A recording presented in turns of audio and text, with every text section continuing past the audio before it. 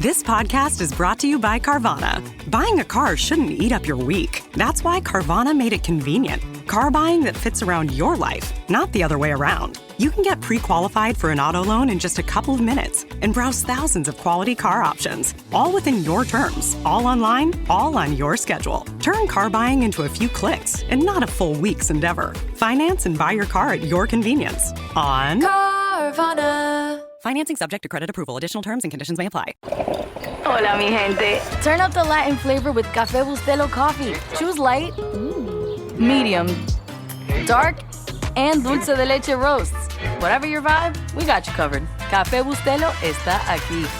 Welcome back to another episode of Eagles Edge. I'm Eagles Eric. I'm with my esteemed co-host, Sam Finkel of Inside the Birds. But today, we have a special guest, former Penn State offensive line coach, amongst many other things, Matt Limegrover. So Sam did work with him back at Penn State, so I want to kick it over to him to kind of introduce Matt.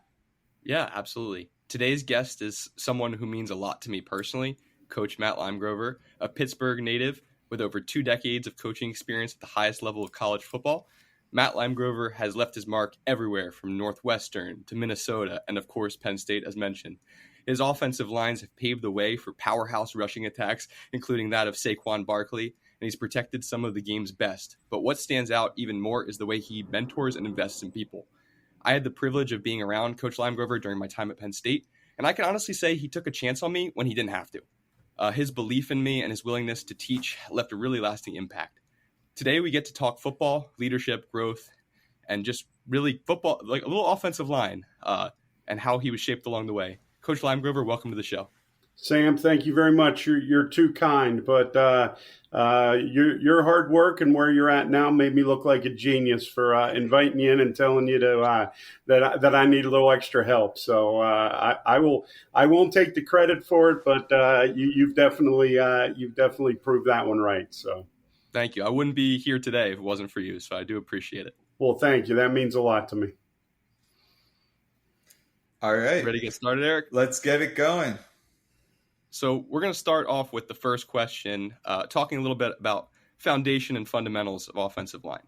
So what traits do you look for in each position across the offensive line? You know, I think that obviously individual positions are going to have their specific traits, but I think the one overriding trait that I always was searching out as a coach and a college coach was any guy that I wanted to coach, they were going to need to be really they got to be willing learners. What you find with offensive line play is that the athletic component will be there, and I can kind of break that down per position. But the one thing that I think comes up over and over and over again is the you don't have to be book smart. You don't have to be a Harvard graduate to play offensive line, but you do have to be a willing listener and willing to understand what's going on around you and how that affects you and what you do and how you can affect what's going on around you. So I think the overriding thing was that I always was looking for young men who would look me in the eye when I spoke to them, answered questions. That's a small thing, like in the recruiting process, guys who are communicators, good communicators, because there's no other position really on the football field where as much communication has to take place on every play. And in every position, people do a great job. The positions do a great job. But if there isn't that communication, that's when disaster happens. And that's the scary thing. People always talk about offensive linemen and defensive backs. If something goes wrong, it goes really wrong, and it goes wrong in front of God and country. I mean, there's no hiding when a corner gets beat deep or when an offensive lineman gets beat for a sack. So you've got to have that overriding thought process of, I need to be a great and willing learner. And I think when you get a hold of guys like that, then you can start molding their physical traits to really get to where you want to be as those guys as individuals and as a group. Something I've always been curious about, and I think it's true for like what you see in the media, is that it's very hard to project offensive line into the NFL. all the time you'll see like a first round guard who fizzles out of the league within a couple years. So besides the obvious of like size and strength, what are the most significant differences between line play in college versus the NFL? I think without a doubt, it's speed of the game. The one thing that I've learned, I'm retired from coaching at the college level, but I do individual training, position training with mostly high school young men. And the one interesting thing is I get a lot of time to work with these guys, and I'm talking to them about fundamentals that they need to have, foundational things. And the interesting thing is these guys that I'm working with, sometimes they're so much more physically better than the people they're going against that they kind of look at me like I've grown a third eye in the middle of my head. Like, hey, coach, why don't I just do this? This has worked for me the last 2 years as a sophomore and a junior. Why don't I just keep doing that? And so what I have to explain to them is I'm not coaching you to beat the superintendent's son who's going to play weak side defensive end. I'm trying to tell you there's going to be somebody along the way that's going to be an outstanding player. And if you're not prepared for that, you're going to be saying to yourself on Saturday morning, man, for 7 weeks, everybody thought I was the greatest thing since someone figured out how to slice bread. And then all of a sudden now I look like an idiot because I got whipped. And I try and teach those guys that. And I think it carries over, just because you're an offensive lineman and you play in the Big Ten and you can get away with some things. Not every defensive player in the Big Ten is going to go on to be an elite NFL player. So you're going to face a couple of those along the way. And if you gauge yourself on the lower level or the average or the below average, then you are really in for a rude awakening. And I think that's what happens from high school to college is the speed of the game happens. And now it's like, when you go and you're the valedictorian at your high school and you go to a Harvard, everybody was valedictorian of their high school. So when you go from being a big dog in high school and you go to college, everybody was a big dog in high school. The whole thing just speeds up. And I think the speed of the game, and then you take that from college to the pros, there's kind of like a whoa moment where all of a sudden you go, okay, this thing's a lot different. And the way I liken it to, if you've ever seen one of those commercials where like somebody's standing on a street corner in Times Square and they're standing there and everything's going by at like just, 100 times speed and they're just standing there. That's kind of what happens when you go from high school to college and then you go to college to the pros. The speed of the game playing and play out, it can overwhelm you early until you can catch your breath and kind of figure out how to catch up. Sure, that makes a lot of sense. And kind of switching gears a little bit, what do you think is the hardest offensive line position, and why would you say that? I think a lot of people would think tackle because you're out there on an island. And like I said, if something goes wrong, everybody's going to know it. But really, for me, it all starts with the center.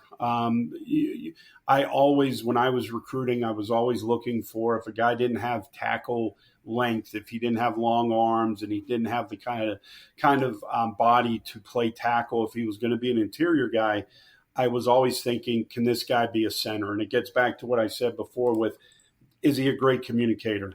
Does he have a willingness to understand the game? Because your center is basically your quarterback, your coach, your captain, whatever you want to say, the offensive line. They will set your course, play in and play out. And I always told the guys, if the center's doing what I tell him to do, he's never wrong. He may not be exactly right, and that's something that I got to get him on the sideline, and we'll get something adjusted. But he's never wrong. As long as everybody follows the center and does what the center tells them, then you're going to be okay. So you couple that now with having to snap a football if you're a shotgun team back to a quarterback, and it's like you have one or two that isn't very good. Like the pitches, the torches and pitchforks come out. People want to get you. You have 70 that are perfect and 2 that aren't very good, and people are going to want to get after you. And then add the next layer on. Take a 350 pounder and put him as tight as he can possibly be on the top of your face mask and say, okay, we're not going to be able to give you a lot of help. So you block him after delivering a perfect snap right after you just told every other guy in the offensive line who they're supposed to block. So I think that centers are a unique breed, and it's somebody that I always cringe a little bit when a high school coach would say to me, hey, he's an interior guy. He'd probably be a good center for you. And that was the one area where I was like, let me decide that. Let me do my vetting on that, and I'll decide if he's going to be or not, because it's just so much more than the physical attributes. And you know, as you guys, as far as with the Eagles go, you've been so blessed for X number of years. You go right from Kelsey into Cam Jurgens, and they're two peas in a pod. But you break down all the different things that I talked about. Both those guys are psychos. They love blocking the 350-pounder solo. They're both, the communication skills obviously are off the chart, with Jason and Cam both. But that's just special. If you find someone like that, you hold on to them. You don't let them go. It's like if you find a good woman, you hold on to her. You don't let her go. So. I hope I don't know. You may want to get that one out of there. I don't want everybody mad at me, but I mean that in the best possible way. So no, your analogies have been awesome. Definitely. One of the adages you always hear in the media, like in the pre-draft process, is, oh, they already have a franchise right tackle. You draft this guy and you just move him over to the other side if he played right tackle in college. And I think maybe it's trivialized by a lot of people. So I'll ask you, like, how difficult is it to switch sides of the offensive line for most players? And that could extend to guard too, but I think for tackle, maybe it's even a bigger deal. No, I agree with you. I think that there's some misconception about it. There's two sides to the coin. Number one, you are doing different physical movements going from right to left. And the thing about it, especially at the NFL level, is these are experts. They are the best in their field at this particular skill. And what they do is they work extremely hard to perfect that skill in that phone booth, so to speak. So if you're a right tackle, you have done, it's the old adage of the Bruce Lee, I fear the man who practiced one kick 10,000 times, then 10,000 kicks once. If you're an elite offensive tackle and you've played right side, I can't even count the number of reps you've taken and the number of sets and the number as far as footwork in the run game, because that's your breadwinner.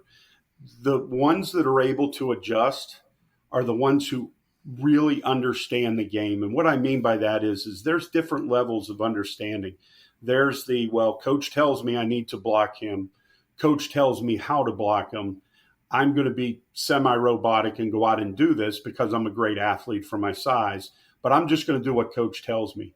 The truly great ones have such an understanding of what needs to get done and why they are doing the skill they're doing, why the footwork matters, why the hand placement matters, why the eyes and watching the defender. So if you are a guy I grew up in Pittsburgh. I've been a huge Steeler fan my whole life, so don't hold that against me. But one strike. The Steelers are going through it right now, and I haven't had a chance to really watch, but they have a guy, Broderick Jones, who they drafted out of Georgia, and he's been right tackle, left tackle, kind of bouncing back and forth, and everybody's, he's a wonderful athlete. Why can't he do both? You really got to get a young guy settled in. Let him understand what's going on, and then take him and go, okay, we have to move you over. Well, they now have a higher understanding. Like, the best way I could put it is, I don't think Lane Johnson would skip a beat if he bumped over to left tackle. Not from the standpoint of he'd have to put some work in from a technique standpoint and a footwork and a hand placement, but he'd know what the footwork needed to be. He'd know what the hand placement needed to be, because he has such a great understanding of why the hand placement is effective and what he does, why his sets are effective. So he'd have to flip his brain a little bit and go from being, right dominant to left dominant, but there's that higher understanding. And I think those are the guys that can move around and do that. And then ironically, or however you want to say it, the corollary comes into, as a coach, the ones who have that the most understanding are usually the ones that you trust the most too. So you'd say to yourself, he may not be the best. He may not be the best physical, have the best physical tools to play that position, but I trust him the most. Like I trust that he will get the job done better than the guy who is a backup who's been working at that position. So that's why sometimes you just see a 1-for-1. If a left tackle gets hurt, the backup left tackle goes in. And then there's other times where all of a sudden, and it's happened to me many times, where one guy gets hurt and it looks like, it looks like bees in a hive. Everybody's moving around, and you basically take everybody and go, okay, where can we get the best 5 on the field? And usually the ones that do the most moving are the ones that have the best overall understanding and concept of what's trying to get done. And now they're just saying, okay, I'm doing it out of a left-handed stance rather than a right, is what it comes down to. Sure. And I think that segues perfectly into the next question. Has there ever been, or have you heard of anybody, experienced it either, that has that understanding and that greatness that they could play any of the offensive line positions? I think there are probably guys that have at the point in their career have the ability to do it. Like, I'll be honest with you, one of the things that I think is really overrated is height. Height. I don't know the right prerogative or whatever for that, but height as far as tackle goes, I think you can be a player that if you're 6'2" or you're 6'3", and you have really good feet and you have really good understanding of your body and body control, you can play tackle. Now, do you want to go try and win a championship that way? Probably not. But could you take a guy who is technically undersized and move him out because of he's got the feet and he's got the body control and the ability to change direction and do it with power and do it with athleticism?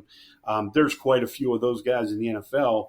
Now you couple that with that unbelievable understanding of what you're trying to accomplish. I think it gets tough when you take a guy like the one I've been bouncing around is Jason Kelsey. I think from an athletic standpoint, he could easily have played all 5 positions.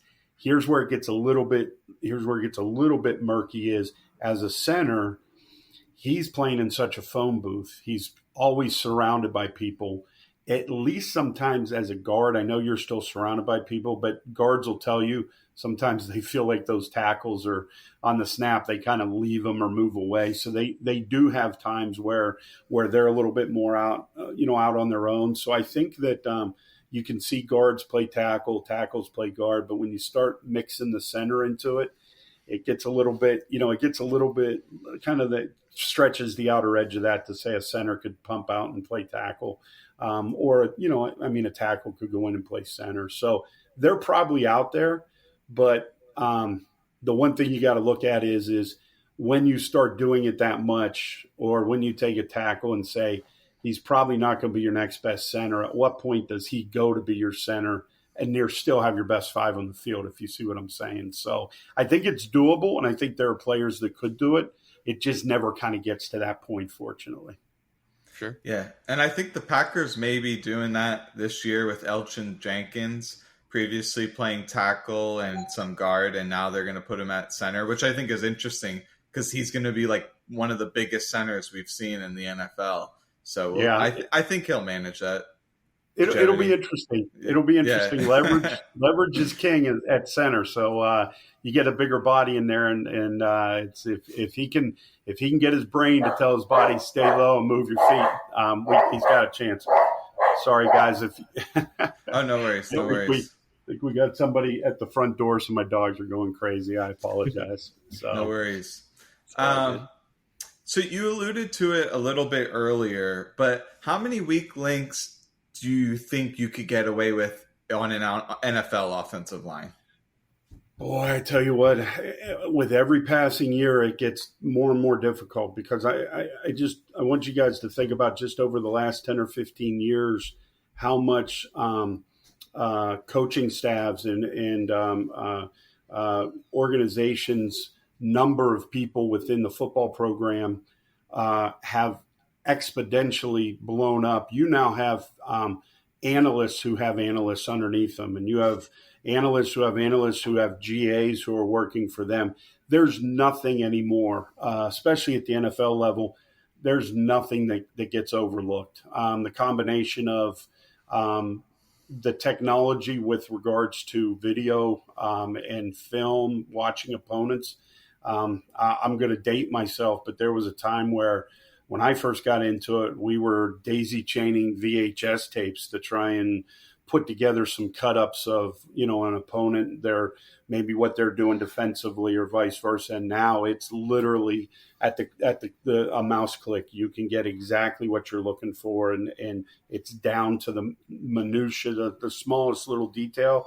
So I think that, people are going to know who your fish is, and that's what traditionally in the profession you call the weak link. Like the very first thing that the defensive line coach and his analysts and his GAs are going to do each week is they are going to let everybody know, okay, this is the guy that when we need to attack. If we need something, if we need a play or we need like whatever we can do to put pressure through this guy is going to benefit us. And so if you have one, you probably need to have a lot of ways to help him. If you have two, you're really in trouble, because the corollary to that is offensive coaches have gotten a lot better at helping the weak link through a myriad of different ways to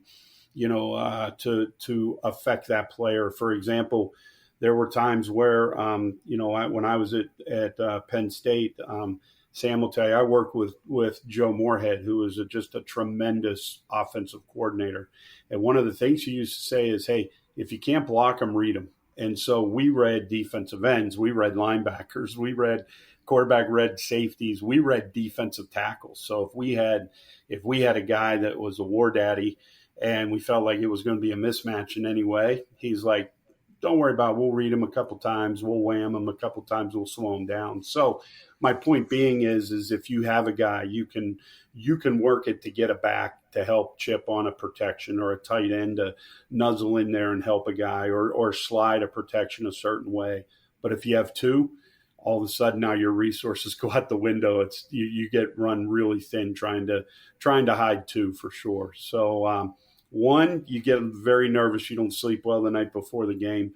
Two, you might as well just a lot of sprint out, a lot of gadget plays. So. Man, you brought back a lot of memories there from the Penn State days and game planning and all that. That was a lot of fun. That was Joe's go-to. He'd say, "Well, Limey," he goes, "you think we can block him?" I'd say, "Oh, I think so." He goes, "Just let me know. If not, we'll read them." So we read a few along the way, that's for sure. So for sure. Well, that being said, though, could you explain to the regular fan why you can't just blame offensive line play for every negative play that happens? Oh, wow. Yeah, I think, my opinion, and this has kind of been floated around. I got to back up a little bit. O-line coaches have a very unique relationship with each other. It almost supersedes who you're working for. And so we've got a great community. We get together every May for the Cool Clinic in Cincinnati, and it's everybody sharing ideas, everybody helping each other, and that's also, there's a big online presence as well. And one of the things that a lot of line coaches talk about is how great would it be on your NFL telecasts if you had an offensive lineman who, not as the third member of the, like kind of what they do with the officials, like, okay, something went really bad here. Coach, what can you tell us about, or former player, what can you tell us about what went on there? And what you'd find is that there's obviously going to be a certain percentage that is going to fall squarely on the offensive line. But what people don't see is you may have a young quarterback who doesn't understand what he's seeing structurally, and he mis-IDs the linebackers. So now he's in charge of putting the offensive lineman in a run play onto certain people based on what he calls out. And he does it to the wrong guy. Now they all follow through, and somebody's left either running free or an offensive lineman's in a really bad angle. My whole goal as an offensive line coach when it came to game planning is do not put your guys in positions, even if it seems easy for everybody else. Fight to keep your guys out of negative body positions, negative leverage positions, because it's going to look like they should have gotten something done, but you really gave them no chance. So I think that there's a lot that goes into that situation where all of a sudden now, the back, the back, maybe he should have hit the ball vertical. And one of the things I would say to our running backs coach throughout my career, I didn't say this when Saquon was there because he could do whatever he wanted, and I was fine with it. I just said, hey, run fast. But I would say to the running backs coach, hey, sometimes a 4-yard play is a 4-yard play. Don't try and take a 4-yard play that's blocked for 4 yards and puts us in 2nd and 6. Don't try and turn it into an 80-yard play, because next thing you know, it's now 2nd and 11 as opposed to 2nd and 6 because you got cute. Take it. And then the other thing I'd say is to the running backs who they all want their 100 yards, I'd say, hey, 5 10s and 10 5s get you there. Go get your yardage, go vertical. The big plays will happen when they happen. But when you start trying to find those all the time, that's when bad things happen. And all of a sudden everybody's going, they're not blocking for him. This is crazy. And then I watched the film on Sunday and you're looking from behind the offense and I'm going, that's 4 yards right there. That is 3rd and 2 rather than 3rd and 9. And that's where I think that if people had a little better understanding of that part of it, it wouldn't fall so much. And there are times that it should rightfully fall on the offensive line, but there are also quite a few times where a bad call by, a bad slide by the quarterback to someone he thinks is coming and it doesn't come, someone comes free. Oh man, this offensive line doesn't know what they're doing, those kind of things. So you get caught in that quite a bit. So I'm glad you brought up. Like I said, though, I would love to see, they have the official come on when it's a situation where they're making an official's call. Something big happens and it seems like there's a breakdown with the O-line. I'd love to see an O-line coach come on and go, well, really here's probably what ended up happening and kind of shed a little more light on that. Yeah, they always have the quarterbacks on, sometimes the receivers, but I feel like the offensive line doesn't get much face time up there. But you did bring up watching film, and we're big film watchers here, but candidly not an expert when it comes to the offensive line. So, what is something I should be looking for, perhaps the average fan overlooks when it comes to offensive line play? How can I get the most bang for my buck watching the film? That's a great question, because I feel like there's a point where you go from being from casual to very interested to obsessed. And I think what happens is that I'll be honest with you, I can't watch football now. I mean, I enjoy watching, but I don't get real excited about it. I watch an NFL game and I'm sitting there and my wheels are turning and I'm saying, okay, why did they call that play? What's their thought process? What's going on up front? Why did they miss that? Why wasn't that play successful? Why was that play successful? And I think that's where you kind of get to that obsessive point. But when you get to that really interested is being able to do your homework and having an understanding of really what your team is trying to accomplish. Because I think a lot of people, the problem is they watch and they have no idea what the team was trying to run. Were they running inside zone, or were they running duo, or were they running counter, or were they, where there's a lot of different factors that go into that. And then once you're able to look at that and say, okay, I can put that in this bucket, now you can start to look at and go, okay, I've seen this play enough when it's been successful to know that backside double wasn't very good there. And it should have been better. And it was probably at that point you're looking at going, well, yeah, the guard left way too soon. He left the tackle hung out to dry. So I think there's that progression of before you can run, you need to be able to walk and say, okay, if this is my favorite team, is kind of diving into it a little bit more and going, okay, what are they known for? What do they run? And then let me figure that part of it out and then move on from there. And I think if you're able to start getting that feel, then it just, to me, it's like the snowball rolling downhill. You're going to look at it, and that's what happened to me as a coach. The more I got into it, the more film I watched, the more I knew what I was looking for, the more clearer, my eyes got as I watched, for sure. So, I don't know if that helps or not, but I think that I think having that baseline knowledge really helps you when you're looking at okay, this just doesn't look right, and I know why it doesn't look right. Yeah, and just to expand on that, like you mentioned a few core runs concepts. Are there like key blocks you really hone in on that map to each of those concepts? Yes. I can tell you right now, if a team's running outside zone, there's a lot of different ways to do it, but obviously, and this kind of goes without saying, but you're initially everybody's eyes should go to the edge. The back's eyes should go to the edge. As a coach, you're taking a look at the edge because that's going to be your point of attack, but B, that's also going to determine how the rest of the play shakes down. Ironically, on inside zone, you could say, okay, that's inside zone left, but really you're making your hay on the backside, on the right side, because rarely does an inside zone play hit front side.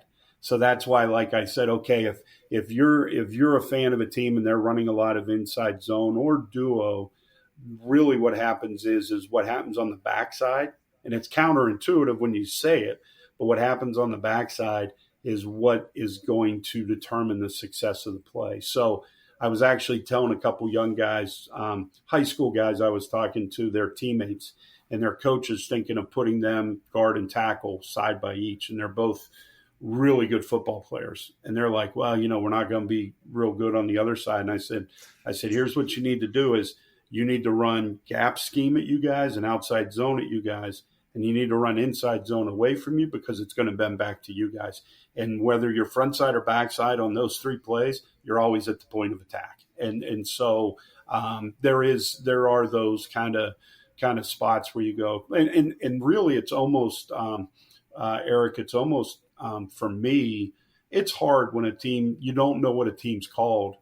But I've been able to train myself so quickly because I haven't been a coordinator. I was for a bunch of years, so I had the clicker. But when you're not the coordinator, you better get your information in when you can. So you learn to be as quick as you possibly can, seeing things.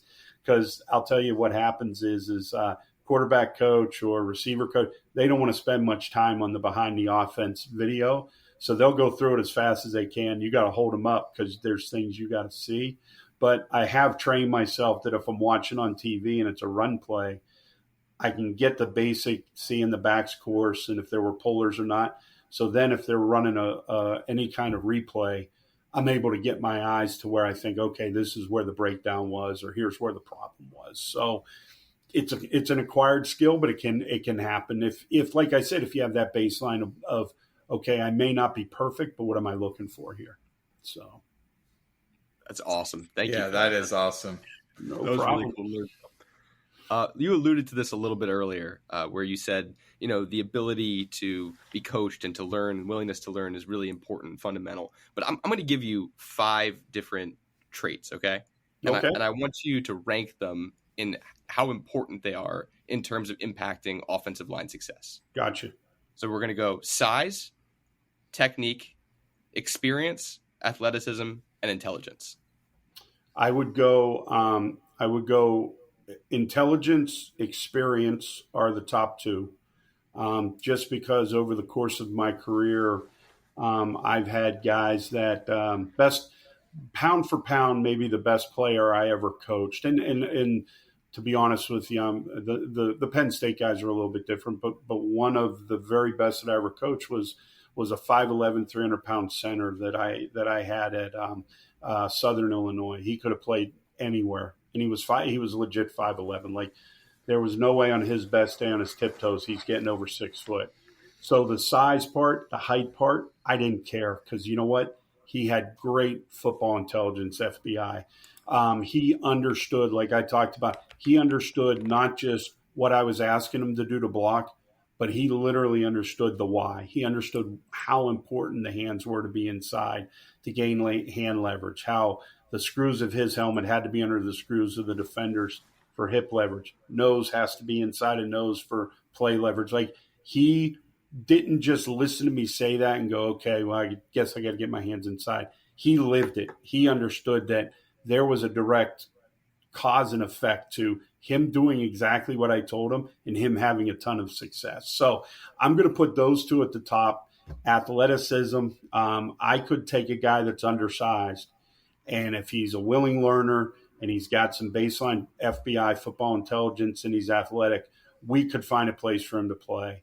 I know everybody loves size. Obviously, you can't, and I love you, Sam, but you couldn't have played at Penn State from a size standpoint. You could have all the FBI that could fill the room, but you do need the size. But I do think within the certain parameters that one was fairly low on my bingo card, so to speak, and then. The technique kind of fits in. It really fits in kind of, it's almost, I'll tier it three ways. The experience and the intelligence, I think you better have that because dummies don't make it.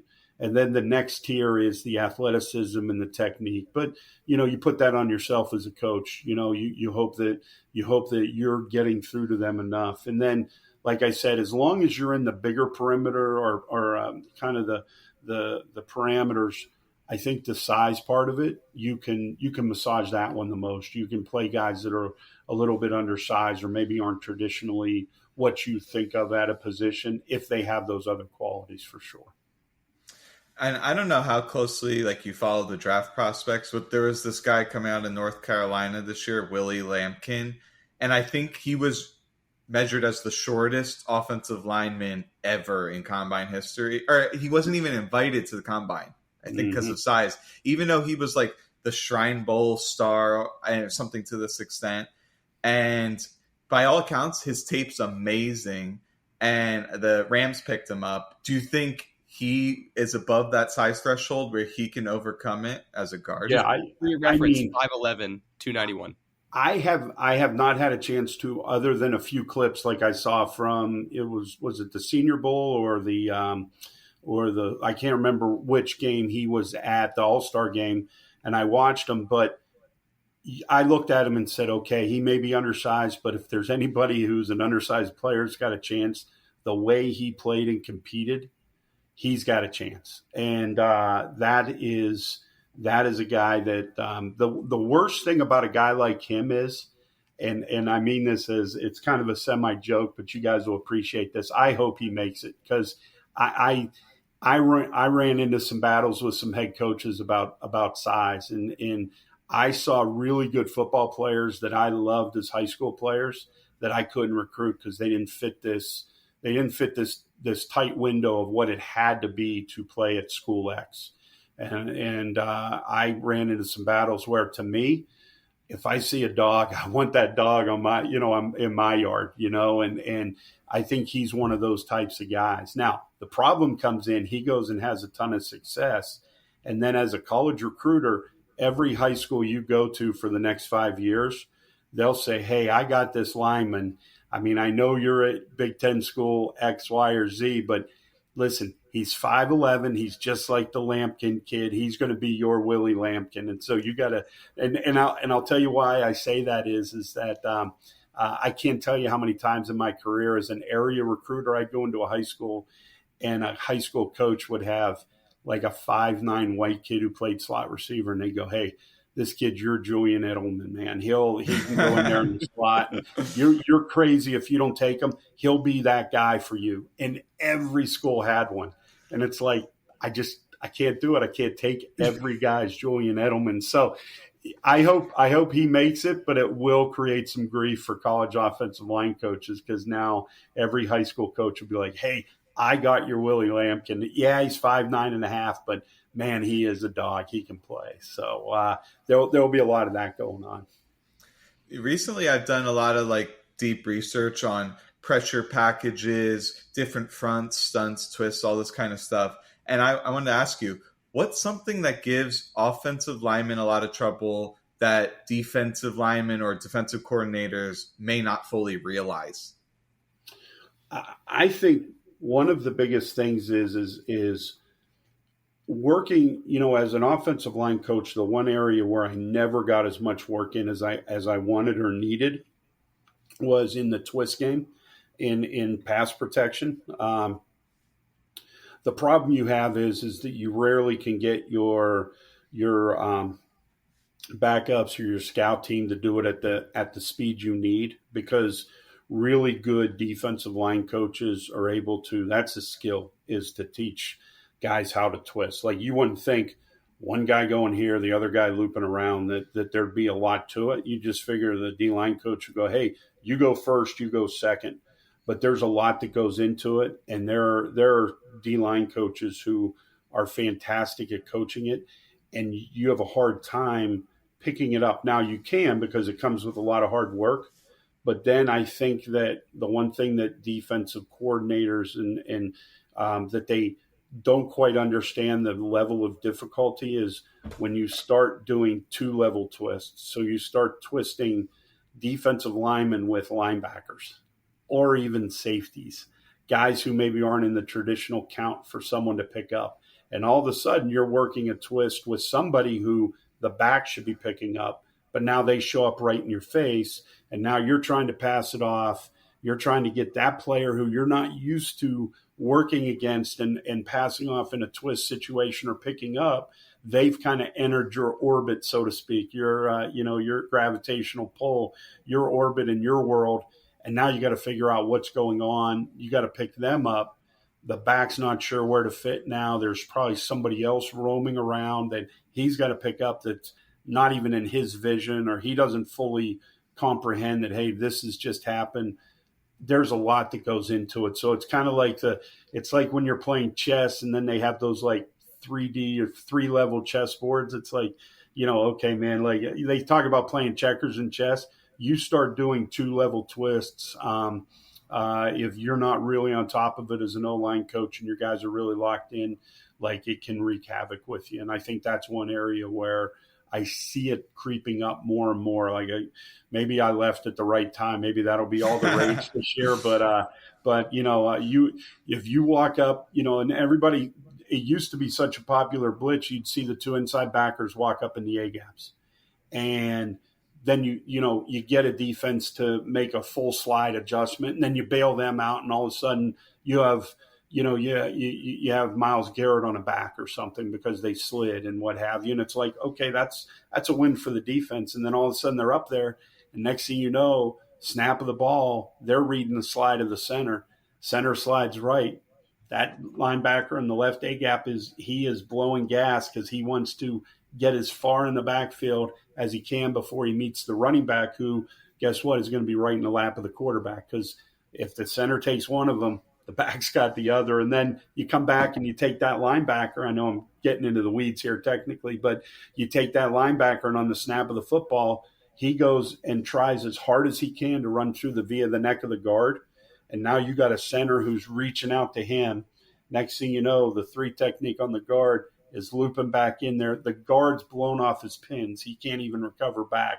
The center can't let the backer go because the guard hasn't taken him over. And here comes a 3 technique coming right up Main Street. It's like just one headache after another. Just when you fill that hole in the dam with one finger, the next one sprouts and pops you right in the eye. So it's really tough. The long answer to a short question, the multi-level twist game, and that is really, I think you're going to see more and more of it, in my opinion. Yeah, that sounds like a nightmare if you're for the offensive line for sure, but especially for the quarterback, because they're the ones going to feel the pain of that if it's not picked up. Oh, Eric, and you know what? The worst part about it is you're scrambling like crazy up front. You got your back involved. You may have a tight end who's come in to help you, and you're doing everything you can. And the quarterback, even the ones that are really, really good about staying in there and doing what they feel it. They feel what's going on around them, and it just doesn't feel comfortable to them. There's just something's not right. And even the ones that are the most courageous or the most fearless or the most confident, whatever you want to say, they start to feel it. And they may not get sacked, but it affects them. And I think when when, like we used to joke, it's like all of a sudden someone is taking a safety and he's running from, kind of the Troy Polamalu, like running from center field, and they're like dropping in like you parachuted them, from a fighter jet, and it's like they're showing up everywhere. That affects the quarterback, even if they're not taking a sack. It affects how they operate, and that's a really big part of it. You're exactly right. Thank you for getting into that. That was really cool to hear. Yeah, all of a sudden I realize I'm talking. I'm like, oh boy, I'm heading down this road, and people are going to start tuning out. They're going to be like, oh God, listen to this guy. So our audience, they're football junkies, so we love that kind of stuff. That's awesome. But the next segment of this, I don't know, as a lifelong Steelers fan, are you okay to talk a little Eagles ball? Oh, absolutely. Absolutely. The Steelers haven't given me much reason to talk good about them the last 15 years or so. So I'm good. I'm ready to roll. All right. Sounds good. So I think the main question that I'd want to know from you, from your perspective, is what do you think allows the Eagles offensive line to have this sustained success that they've had over the course of the last 10 years or so? I don't know. I wish I could come up with a really insightful.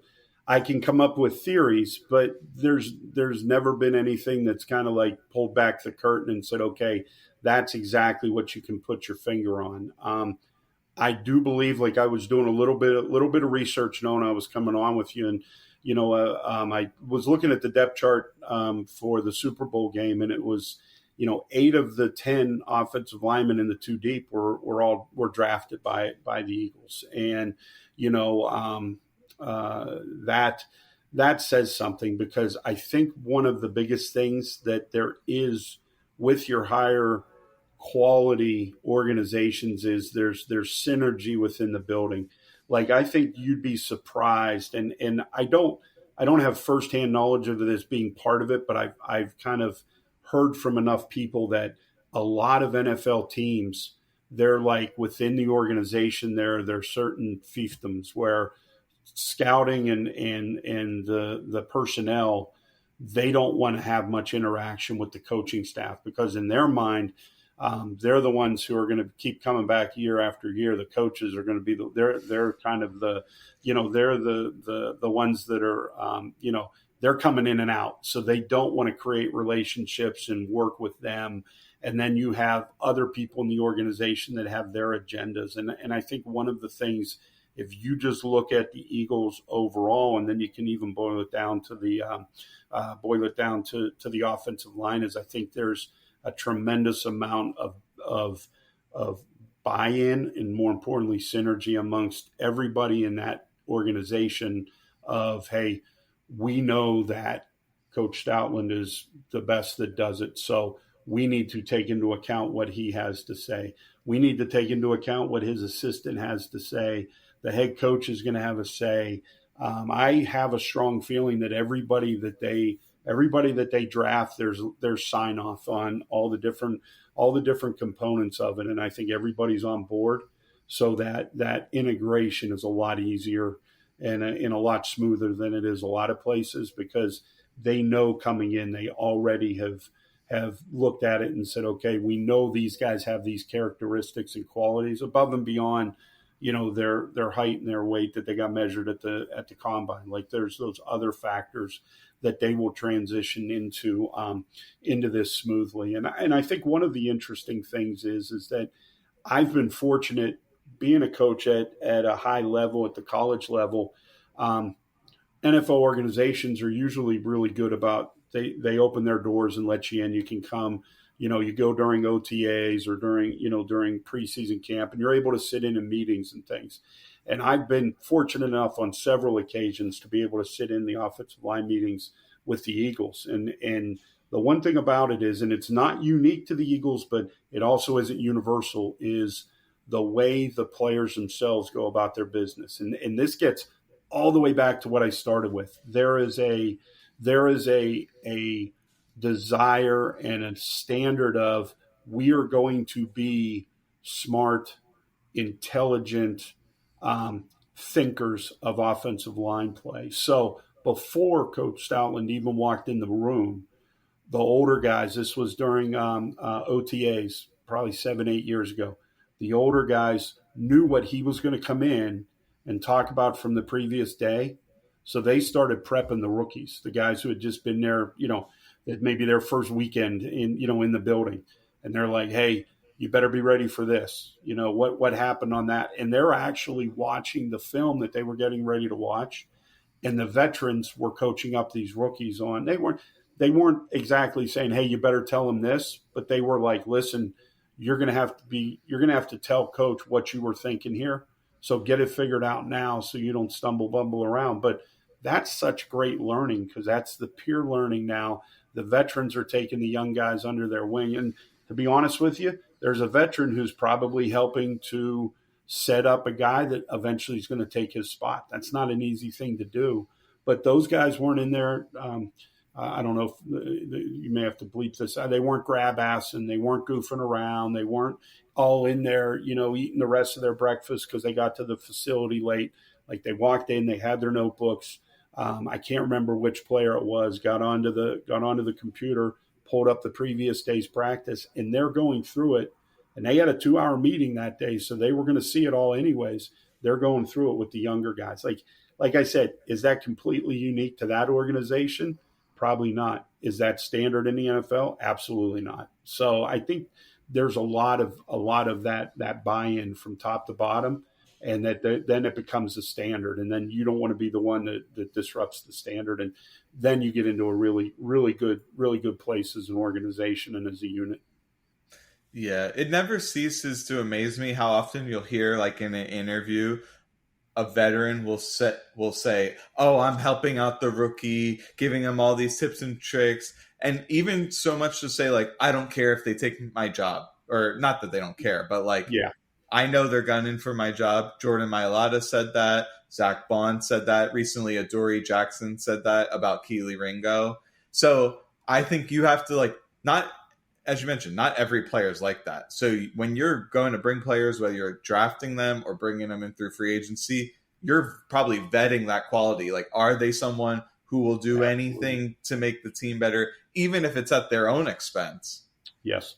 And Eric, you hit the nail on the head. The one thing that's really interesting, and I don't know if fans fully understand this, the one thing, being a college coach for 34 years, anytime I was in a meeting and an NFL player from that school came back to talk to the team, anytime, they all had one thing in common that they would say: enjoy your time now, because when you get to the NFL, there's no more having fun, cutting up in the locker room. There's no more of that camaraderie. It is your job. So you're going to get there in the morning. You're going to punch your time clock. You're going to put your work in. As soon as you're done, you're not going to spend time in the locker room cutting it up with your boys. You're not going to have those kinds of relationships. You're going to go out. You're going to get in your car. You're going to go home, do what adults do, and then you're going to show up the next day.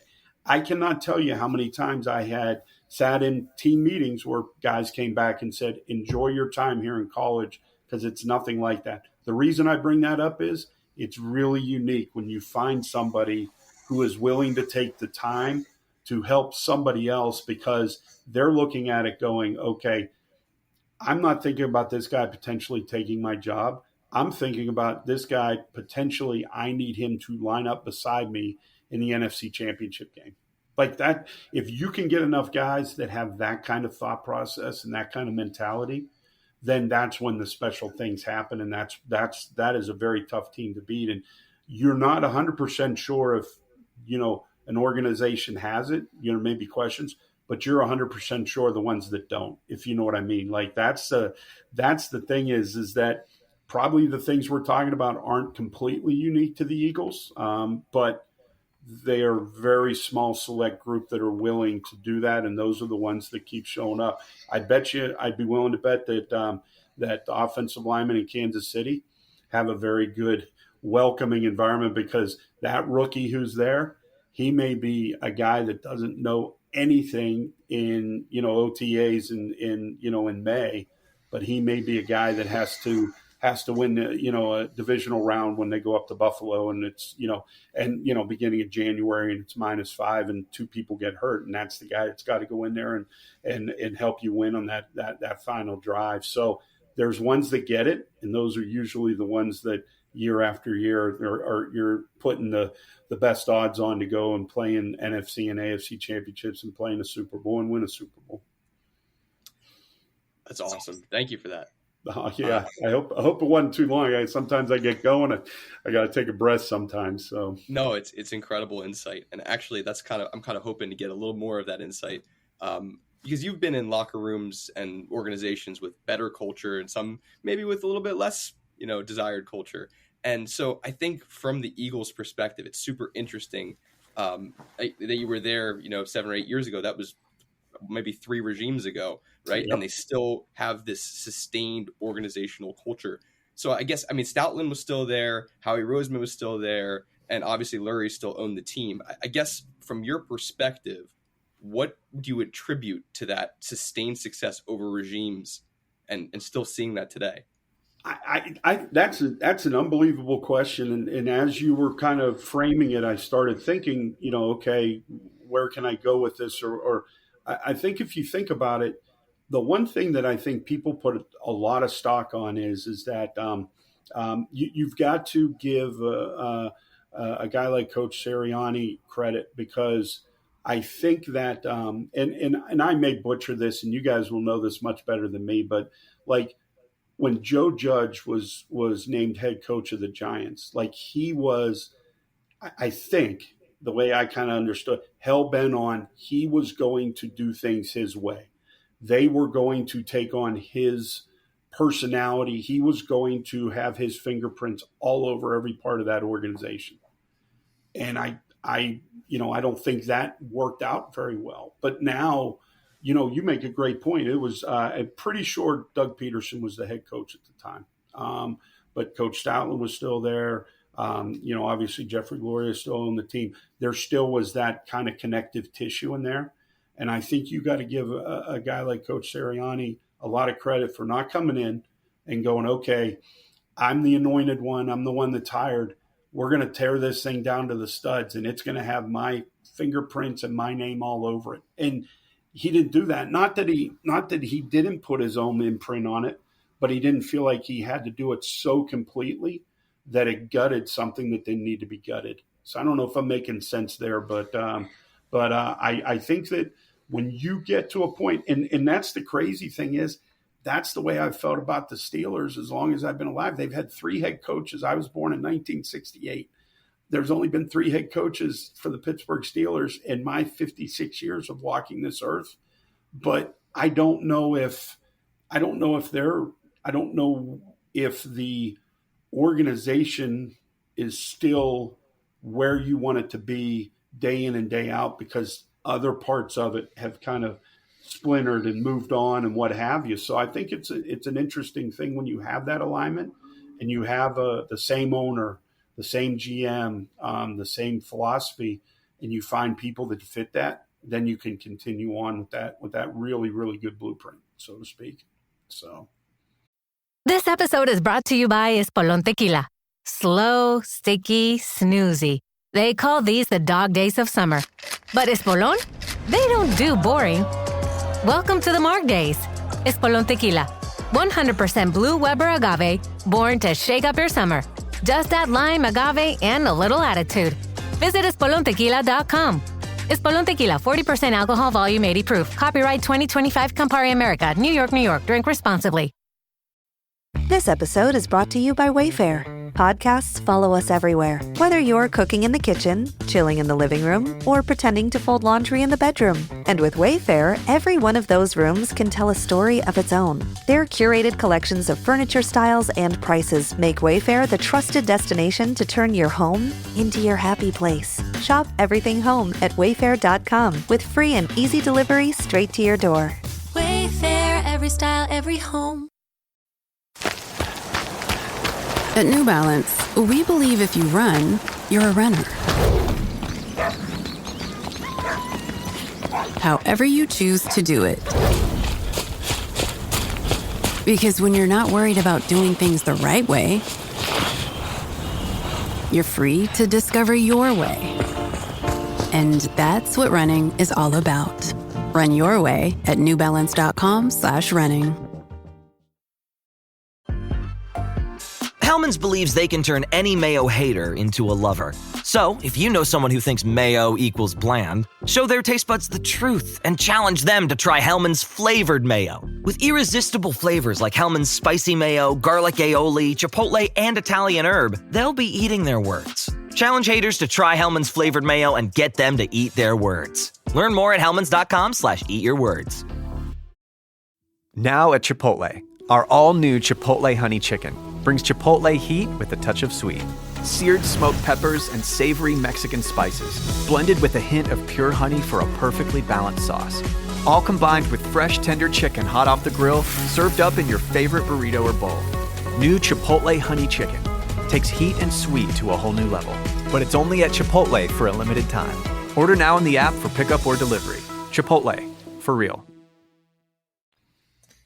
Yeah, I my wheels are really turning now because I what you hear in the media is that what you just pointed to about Sirianni, that's part of the reason he was hired in the first place.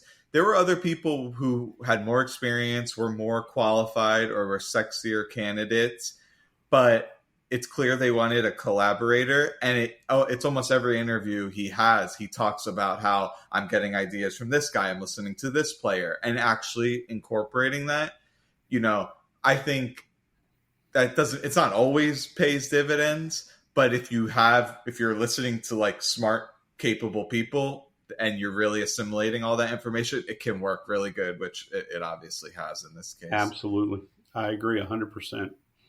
It's interesting. Switching gears, almost framed as a negative, right? Like some of that was framed as a negative with Sirianni, and yet it's his greatest strength. So it's all about perspective and framing, and it takes time. I mean, he made that whole analogy about planting flowers in the ground. Everyone made fun of him, but that's really, I think, a really keen observation and really what happened. 100%. And the part of the problem is that I think when you get to that level, like once again, like I have such respect for anybody who is named head coach anywhere, like because of everything they had to do. Like he wasn't maybe as qualified or as sexy a pick as other people, but you know what? He was exactly qualified, and he was exactly the amount of sexy that the Eagles were looking for and needed and wanted. And I think that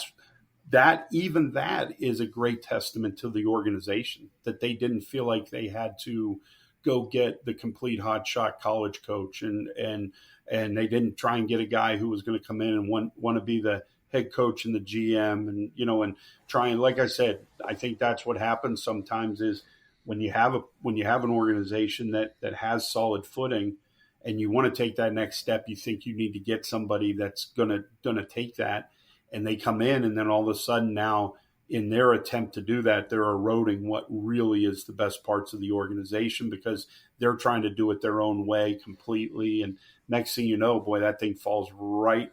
It goes right in the middle of the thing, the bottom falls out, and then it's hard to get that back. So. Yeah, that's really interesting because I think football coaches oftentimes they're typecasted as like the tough, stubborn guy, and obviously Sirianni didn't come across like that in the media initially. But then you see like the sneak peeks on like the behind the scenes stuff, and he's a tough SOB. Like he'll coach really hard, he'll get in guys' grills, argue, and all that stuff. And I think that's where he's able to like garner the respect of everyone.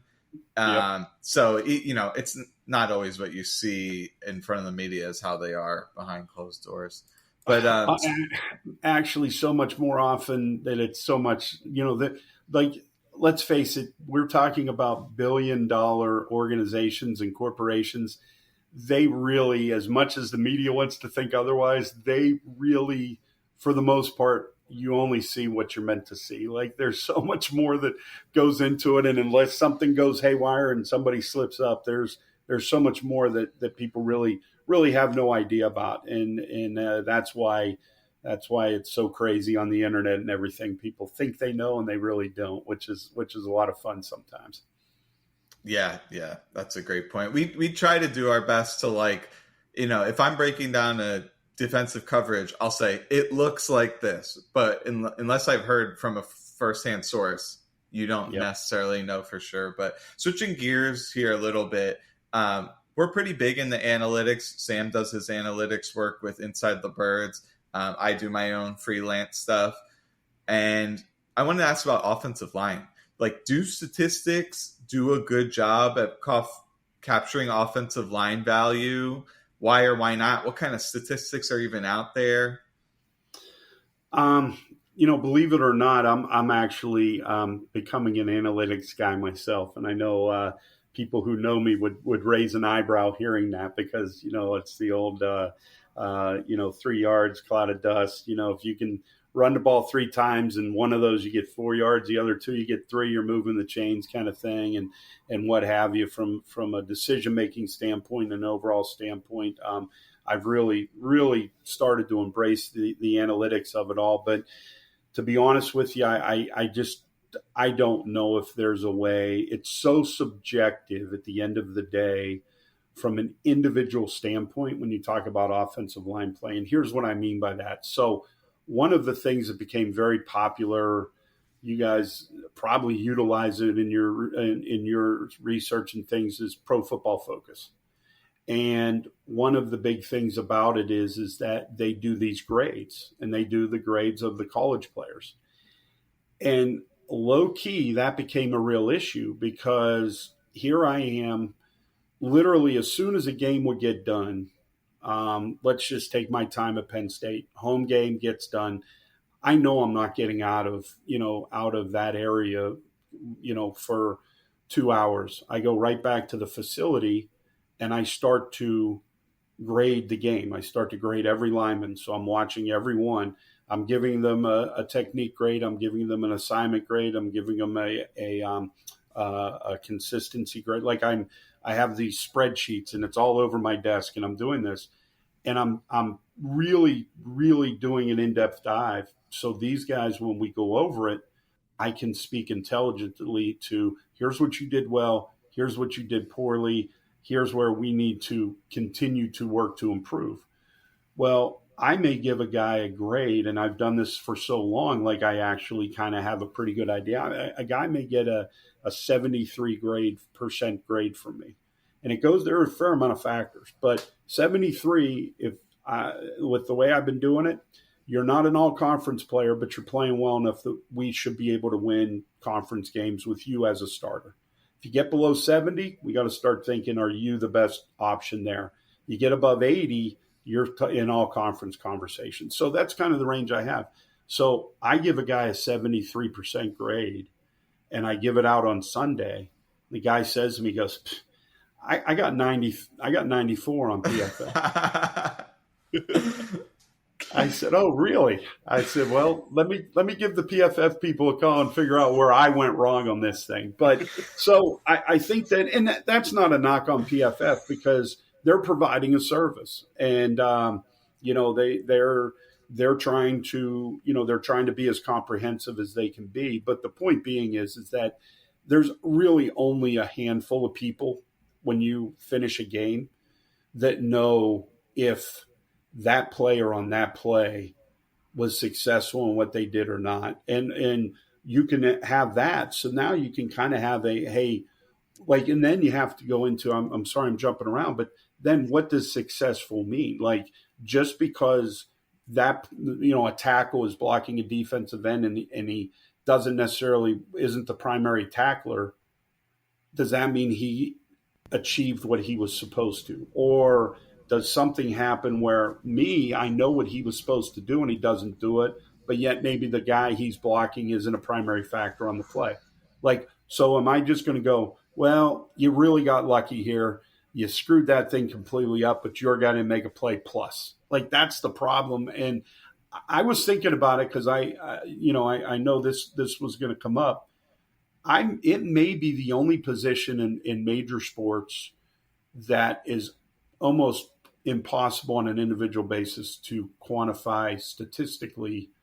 I was going through my brain. I'm a huge hockey fan, and I was thinking, okay, defenseman, like how? But there are very quantifiable metrics that you can use. Basketball, you football, other positions. I think there are really there's really quantifiable ways to look at it and judge it, but there's so much that goes, there's so many moving parts and so much that goes into every single play up front that I think that you almost do a disservice trying to just kind of do the PFF and whittle it down to just like a plus or minus on a play type thing. So I think if someone comes up with it, it'd be very impressive. But even, let's put it this way, if I took a game and you put myself and 4 other offensive line coaches in a room, I 100% guarantee you that I would grade players differently than that coach would, and that I'd have a different grade than he would, even if you tried to make the metric like, hey, we're going to use this very basic scale. I would look at something and go, no, he needed to do that better. Whereas maybe my counterpart says, nope, that's all I asked of him. It's just so subjective. That's probably the best way to put it. So I just think it's almost impossible. Now, I think as a group, I think you can do things as a unit and not necessarily worry if player A or player B is actually playing right tackle, but just the right tackle position for a game. I think you could get a little bit closer to that kind of the group aspect of it from an analytics standpoint. But individual players, there's a lot that goes into it. It's so interesting. I do a lot of work on projecting contracts, and immediately I started to think about, like, there's a guard out there who, with not a lot of fanfare, who got like 4 years, $80 million in this last free agency period. Then there's another guy, like aging veteran, who's been pretty solid throughout his career, got like 6 or 7 million. And the question is, how are they even able to negotiate accurately, knowing that there's not these like ground truth numbers to determine how good these are? Like, is it just completely relying on scouts? And then how does that even come into the equation when you're talking with the agent, trying to determine what the guy's worth? Yeah, and you couldn't have summed it up any better. I mean, you're taking 2 guys, and there's so many factors to start with that make them unique. And then you're looking at, I mean, even to the point where if you're comparing 2 guys and one guy is in a system that's primarily a zone system for the run game, and the other one is more of a gap scheme, well, now that even plays into the equation. And, there's so much to it. But let's get all the way back to what we were talking about with the Eagles. There's organizational connectivity to where it's been somewhere along the line, it's been very well articulated. This is what we're looking for at that position, which is the biggest kind of, crapshoot that you're going to have when you're trying to project out, in my opinion. They've done a great job of saying, this is what we value. This is what we're looking for. This is what we'll jump on. And because of that, you don't have the big revolving door because you're drafting well, you're getting those guys. When you have to pick somebody up, what parameters you're looking for. You're not just relying on, okay, the GM's just going to bring us somebody. Like, there's that communication. There's that, hey, what do you think of this guy? Watch him. Does he fit? Is this what we're looking for? Is this smoke and mirrors? Will he fit with us? Or is he just a good player in the system they're running, but it's a square peg in a round hole, even though everybody thinks he's, an awesome player type of thing. So that's Frank. Thank you for that. I do have a question that I really have not prepared you for, but I was thinking of it, just hearing how insightful your responses have been. No problem. Give it to me, Sam. Challenge me. Come on. Yeah. So I think that, you're embracing statistics and analytics now, and you've done coordinating, you've done your position coaching, you've coached offensive line, you coached tight ends. So current you right now, embracing analytics, would you change your approach at all? I know you said like play calling, it's like gambling sometimes with that, but I'm so curious how you now would approach back then. Oh, I 100% would be a different play caller than I was when I was actually doing it, with the ability to utilize analytics, because I would have really wanted the relationship with the head coach and the interaction with the head coach to be able to tell me, okay, we're at fourth and we're at third and we're going to be 3rd and 5. The play just ended. We're going to be 3rd and 5. We're on the plus 41 yard line. Too far to kick. Do I have 1 down to get this or do I have 2? If I have 2 and you're willing to go for it on 4th and anything less than 3, then that changes everything about my playbook. Just went, my call sheet expanded. And one of the biggest things is if you ever able to get your hands on a play caller's call sheet and you look at the area for normal downs, 1st and 10, whatever you want to, on schedule, whatever you want to call it, it's 2/3 of this. They joke the Waffle House menu. It's 2/3 of it. But then when you get into 3rd and 7 plus, it's this little section down at the bottom right, or 4th and plus 5, 5 plus. It's this even smaller section out here. But if I knew that I could take 3rd and 5 and really treat it like 3rd and 3, everything starts to expand because now the head coach has told me, hey, we're going to go for this because that's what the analytics says. It's more important to continue to possess the ball than the old, hey, we're going to try and bury him in there and nail him in down at the 5 yard line like that. The thought process has changed. Let's possess the football. If we possess the football, they can't score. If we possess the football, with every play, we increase our chances to put points on the board. And I never thought that way when I was a coordinator. I just was like, okay, 1st down, 2nd down, 3rd down. And when you got to 3rd down, whatever down it was, you're trying to get the 1st down and then you're moving on with life, because even if it was 4th and 1 and it was on your side of the 50, you weren't going for it. So you just knew as soon as you saw you came up short on 4th down, you're like punting and you're pulling your offense off. So 100%, I've done a 180 on that and really think that I really think there's value in that long term. And I'm a believer now for sure. I'm really glad you brought up the possession thing. I think it's one of the most overlooked aspects for the recreational fan, because you look at the Eagles, a lot of games they were limping into halftime, 2-point game either way, and then they get into the late stages of the 3rd and the 4th and they start to take off because they had dominated possession. And the point I'm driving at is I think the other team gets tired and you got to try to take on these behemoths on the offensive line and get Saquon in the open field and you're gassed. That's going to be a brutal, task to try to. Absolutely. You wear people. There's nothing better in football. I mean, there's nothing better as an offensive line coach than getting to that late 3rd and into the 4th and going, okay, like dial it up, because these guys, they're feeling it. I mean, we've finally got our horses ready to open up and sprint and get after it. And it's like, let's go. And you get really excited about that. And that's what really good teams that have that kind of that buy-in as far as here's what we're going to be. Everybody wants to be that. Right now, where it's July 31st, every high school, college, NFL team, I know the NFL teams are already in camp. The college teams are getting ready. Every head coach is going to get up and go, we are going to be a physical offense. We're going to grind people. We are going to win the 4th quarter. And on defense, we're going to shut people. I could tell you, wherever I went, that's what it was going to be. But how do you live your life and do that on a daily basis? Because in this day and age, that's easier said than done, and you gotta be able to really, really be committed to that. And it gets back to what we said.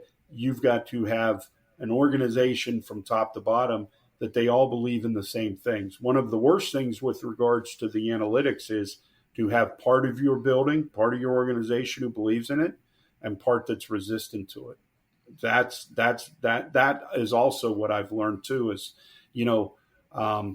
one of the things that I've really kind of gotten into is post game decision making. Like there's what's called the book, Championship Analytics. I don't know if you guys. That's what when people say the book, that's what a lot of the colleges use, and they have these preset situations, and then afterwards you kind of look at it and go, oh yeah, okay.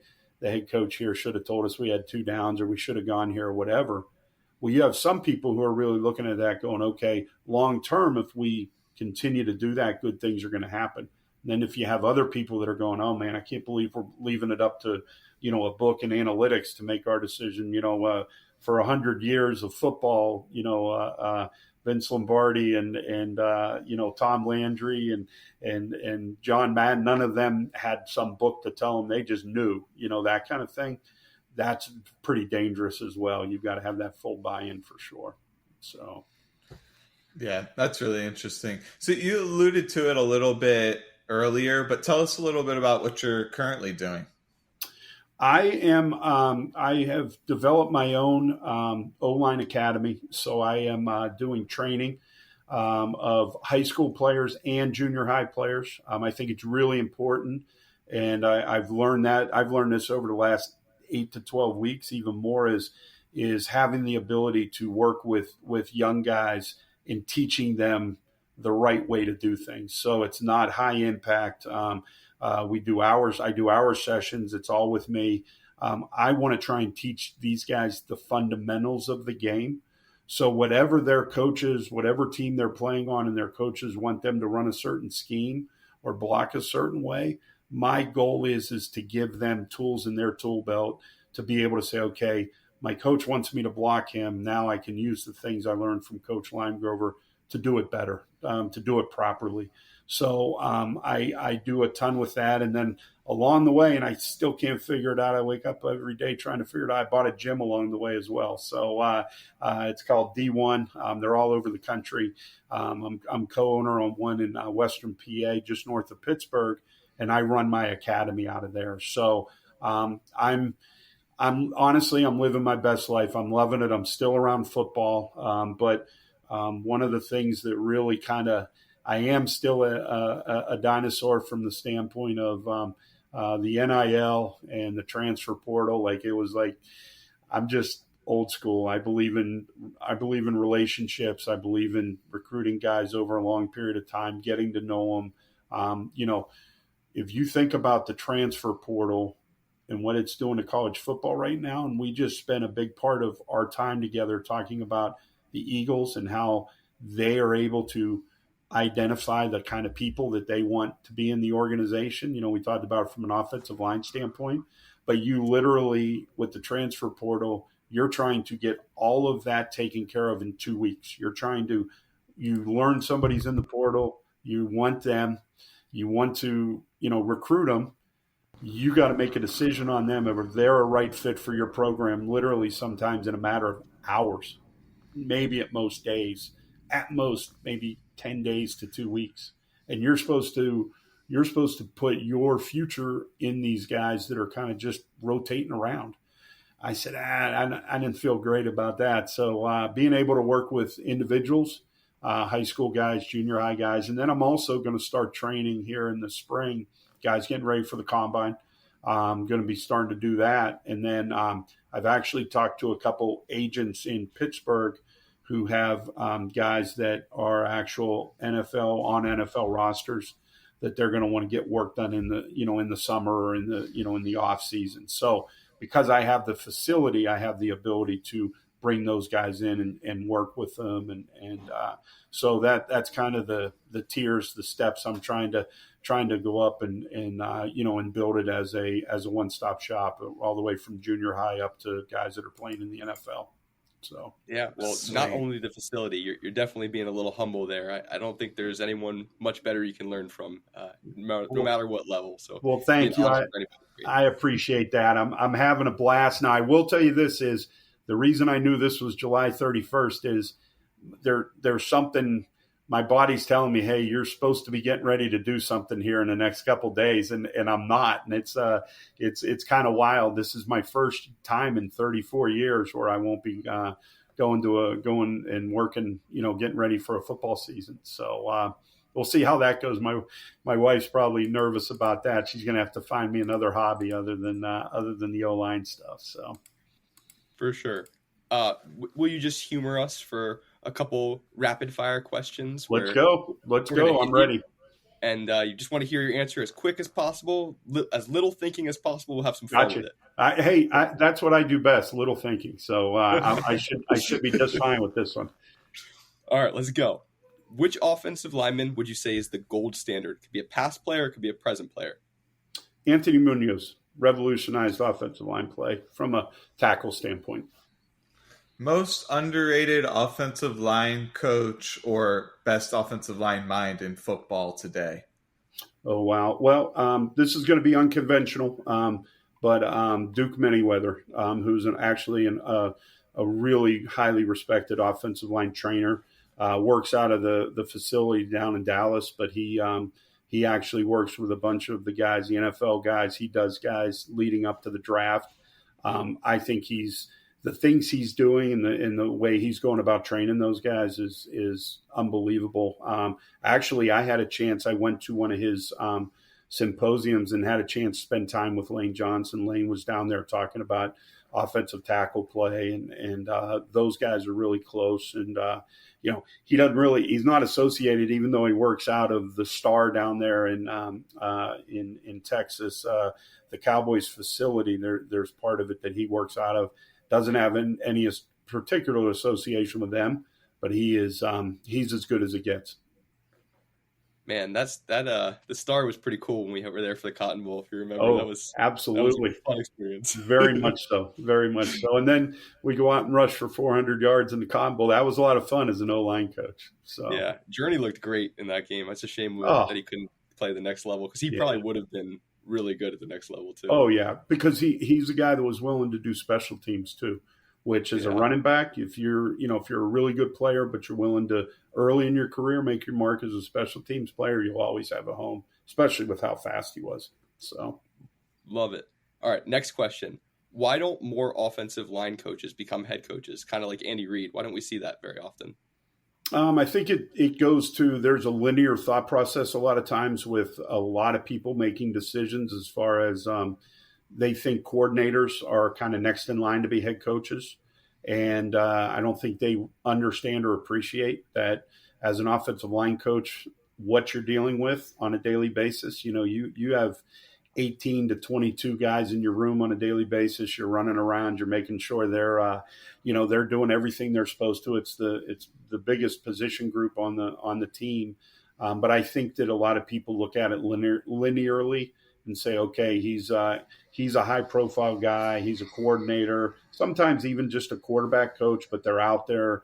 They're media darlings. They're the people that kind of get the buzz.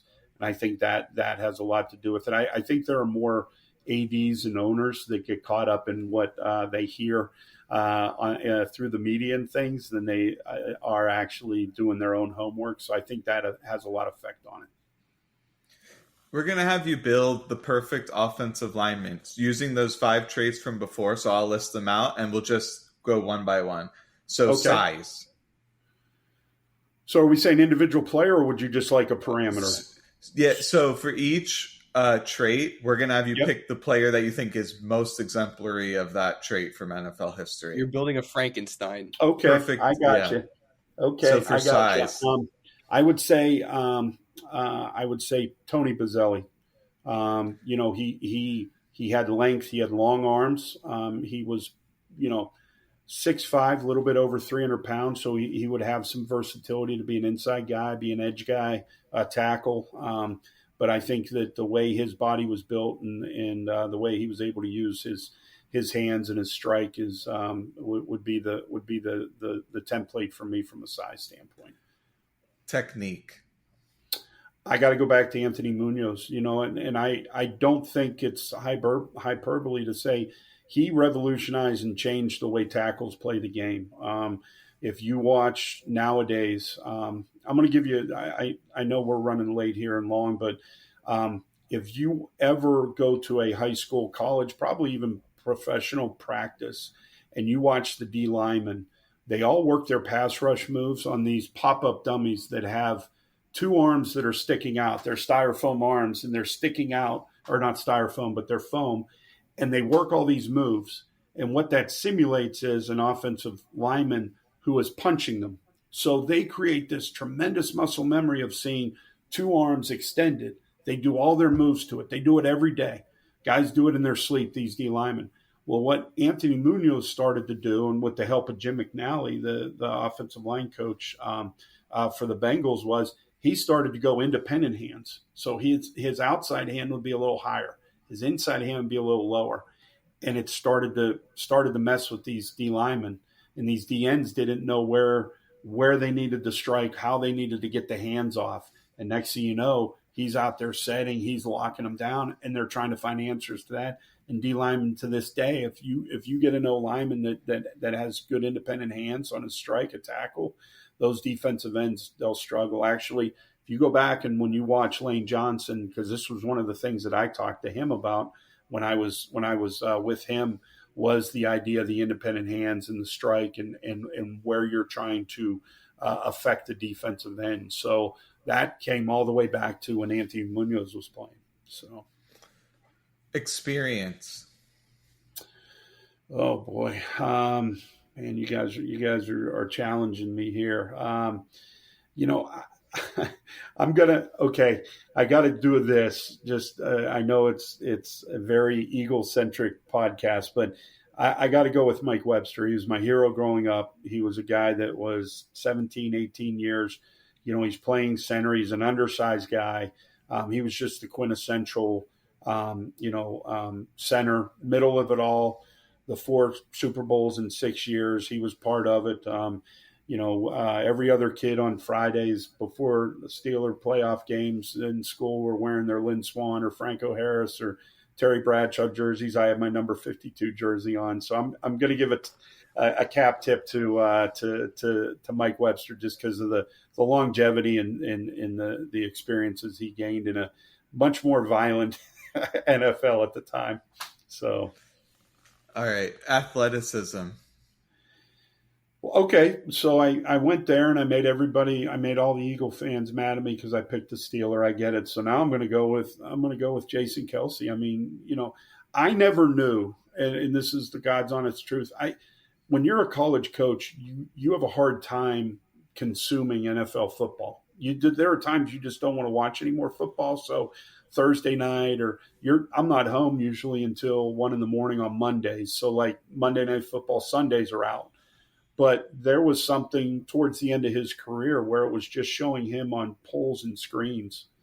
And it was like a YouTube clip because I was working with my guys on screens and getting out. And so I had my GA poll, hey, get me some guys who are really good running screens. And that video blew me away. I mean, you talk about just athletic ability, and he still could hold up against those big SOBs that are right over the top of him, but to get out and to lead the way he did was really impressive. So hopefully I endeared myself back to the Eagles fans with that one, but it's legit. It's first thing off the top of my head. I'll make the Eagles fans hate me because I'll give a shout out here to Larry Allen. I remember watching a clip where he hawked down a Saints linebacker.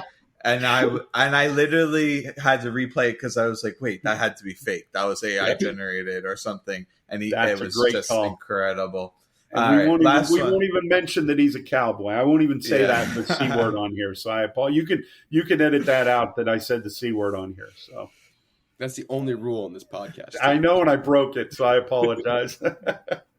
When you're Super Bowl champs, nothing really phases you. Anyway, yeah, it's all water under the bridge, right? Yeah. Last one we got is intelligence. Boy, intelligence. There's so many. I'm going to cop out on this one. There's so many that I think it's probably unfair to pick one of them on any of them. But it's funny how this gets all the way back to the very first thing when we talked about the traits. The willingness to listen, to the willingness to learn. Even if you're not the smartest book smart person, the willingness to understand. If you don't have it as an offensive lineman, then if you're trying to get by on physical ability alone, it's going to be a very, very lonely existence for you. And then the flip side of that is you consume as much information as you can and become as smart with your football intelligence, your FBI as you can. You then become that player who, like we talked about, has the ability to give the offensive line coach and the offensive coordinator and the head coach the comfort to say, okay, this may not be a perfect fix, but I have so much faith in this guy because he's such a smart player that if we need that left tackle to go over and play right tackle because the next best guy in the ball game is a left tackle or vice versa, I have zero issues with this guy because he has such great football intelligence. He'll find a way. And there's something to be said for that. So I copped out. I apologize. All right. Well, the final question of this amazing interview. Honestly, thank you so much for your time. I've enjoyed every minute of it. But we'll leave you on this. What's one football belief or cliche about offensive line play that drives you absolutely crazy? I mean that linemen are unathletic. Just the things that offensive linemen have to do, and the way that they have to do it, and the way they have to how they have to put their bodies in certain positions. It is not an easy thing. One of the things I try and get all the guys that I work with now on a one-on-one basis, I tell them constantly, you've got to be willing to have your brain override your body, because everything you do as an offensive lineman is not natural, it's not comfortable, and it doesn't make sense to your body. Like being in a bent knee position with your hips down, no one lives their life that way. The first chance you get, you're going to stand upright and lock your knees out. So you have got to train your brain, or your brain has got to have the ability to override that and say, listen, I know this stinks. I know this is terrible, but this is the only way we're going to be successful. And I think that the idea that offensive linemen aren't athletic, that they're stuck there because they're the overweight kids or the fat kids, or they're kind of like, hey, put it all in the funnel, and whatever ends up shaking down the bottom is that's going to be your offensive lineman. I think that's a huge disservice to really, you guys know firsthand what a difference when you have a good, athletic, smart offensive line. All your other problems seem kind of minor and immaterial, relatively speaking. So I think that's probably the biggest one, because people recently have understood that offensive linemen are as a group pretty intelligent. So that I think just the fat, slow, kind of like last kid picked for the kickball game kind of kid, that's changing so much, in my opinion. Yeah, and it's ironic because their counterparts, like the defensive edges, are considered the most athletic of any position, and they have to stop those guys going backwards. So it is ludicrous to think that they're not extremely athletic. And if you saw these guys on the street, they would walk past you like you're standing still in a race. So absolutely. Absolutely. And to be able to you're 100% right. Like we were talking earlier about, you asked me about something that gives offensive linemen problems and offensive line coaches, and talked about the twist game and everything. The amount of athletic ability it takes to be physical, to understand what's going on, to change directions, and to then be able to have your body in position to pick up another really large human being that is entering, like I said, entering your orbit, entering your airspace, is very, very difficult to do. And you've got to be very disciplined. You've got to be very aware of your body and your surroundings, for sure. Yeah, this has been great. I feel like in general, there's a lack of great offensive line knowledge out there in the football ether. And you talked about it, like Duke Manyweather, Brandon Thorne, they're doing some good work, but we just need more of it. So I'm super pumped to try to proliferate this out to the internet. So just wanted to thank you for your time. It's been very enlightening. You got it. And you hit the nail on the head. Those guys are great follows. And then you start following them, and then online, it just cascades from there. And there's so many guys that have so much knowledge that are willing to share that it's fun being part of the community, for sure. Perfect. Well, thank you so much. Sam, it's great seeing you, my friend. Always a pleasure.